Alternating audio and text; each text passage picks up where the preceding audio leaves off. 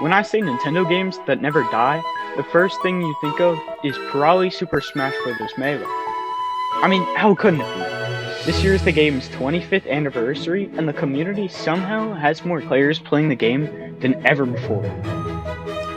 But this game isn't just about cool clips and long combos, although in a general sense, they are probably the most important part of Melee's longevity. No, what I believe to be the main reason for Melee's long lifespan is its movement, Melee is a spectator sport, and Melee's balance. Melee has to have the most freeform movement I've ever seen or used in a video game.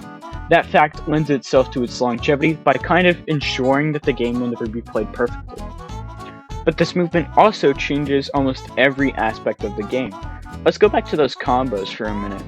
So here Falco hits a shine midair, then he jump cancels it, and then he wavelands onto the platform. Next, he up tilts on the platform, and finally he down airs to snag a kill. There's an infinite amount of combo routes that almost any character could take here, and all these unique routes help keep the game fresh. In a game like Brawl, however, the tech for that clip doesn't really exist, and there's not really a good replacement to keep the game interesting either, so the game ends up kinda getting stale after a while of playing it. Movement also impacts defense too. For example, if somebody's spamming on your shield, you have a couple of options, but there's one I want to mention. Wave dash out of shield. It's important because it shows off the utility of Melee's movement in particular.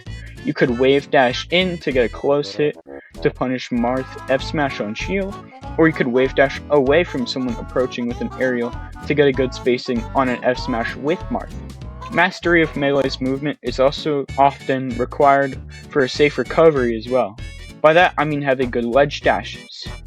Now, at lower levels it's not required to learn, but if you're going to play at a higher level, it's quite necessary to learn them.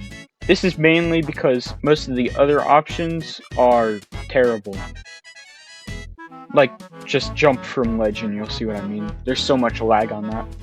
A good player also sometimes uses hack stashes, because it's a good way to make your return to stage pretty unpredictable. And also advantageous if you can bait your opponent with it.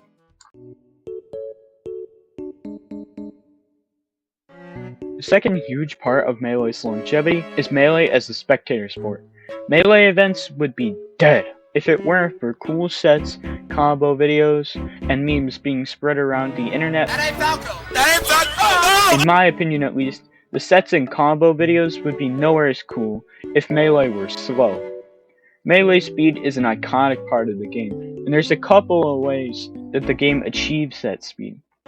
As I was talking about earlier, there's a ton of movement options in almost every situation, and almost all of those options have to be performed within a tight window. Melee also has L canceling, which ups the speed of the game a lot by allowing follow-ups on aerials in quick succession. All of these elements have been lost in almost every Smash game since, in favor of simplifying the game for newer players, which I actually think is perfectly fine. It just means that those games won't be played as long as Melee or have competitive players in the same boat.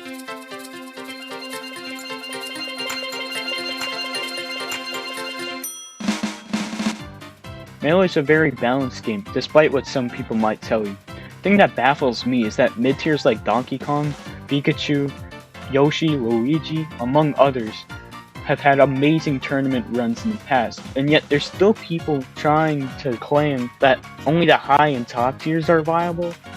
But it's cool because you can see the meta shake up in real time.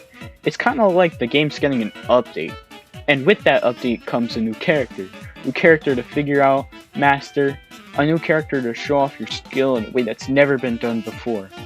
This game's balance is full of endless possibilities yet to be discovered. Okay, enough with the philosophical crap.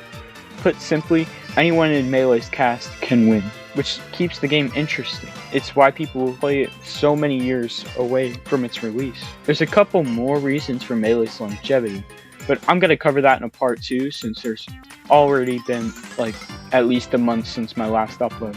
I don't want to keep the 6 people watching my content waiting. So yeah, if you want to be part of one of those 6 people, then please subscribe.